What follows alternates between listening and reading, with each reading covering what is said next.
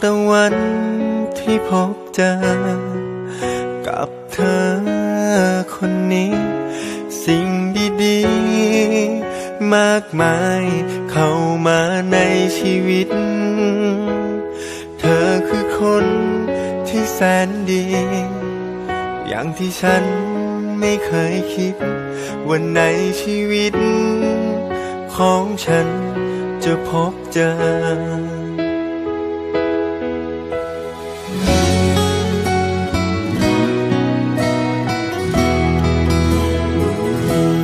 เธอเคยถามกับฉันว่าฉันนั้นคิดอย่างไรรักเธอบ้างไหมเธอถามเสมอแต่ว่าฉันทำเป็นไม่สนใจไม่เคยบอกรักกับเธอและบ่อยครั้งที่ฉันทำเธอรู้สึกเสียใจจนมาถึงวันที่เธอต้องจากฉันไปมันสั่นสะท้านข้างในหัวใจของฉัน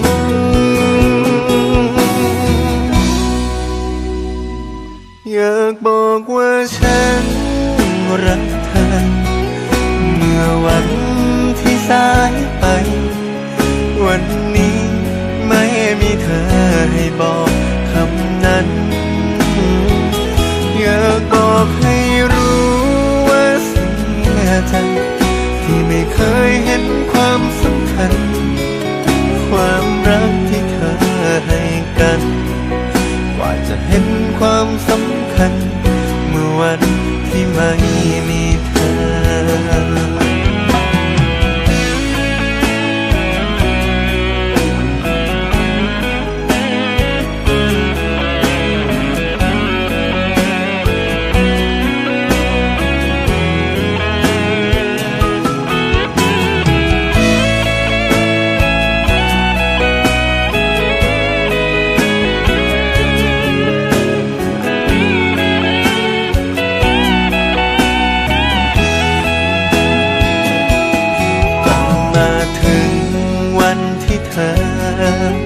ต้องจากฉันไปมันสั่นสะท้านข้างในหัวใจของฉัน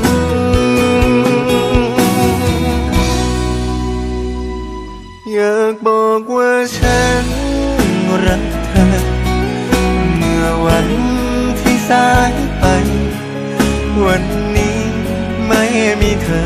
ให้บอกคำนั้นอยากบอกให้รู้ว่าเสียใจที่ไม่เคยเห็นความสำคัญความรักที่เธอให้กันกว่าจะเห็นความสำคัญเมื่อวันที่ไม่มีเธออยากบอกให้รู้ว่าเสียใจที่ไม่เคยเห็นความสำคัญความรักที่เธอให้กันกว่าจะเห็นความสำคัญเมื่อวันที่ไม่มีเธอ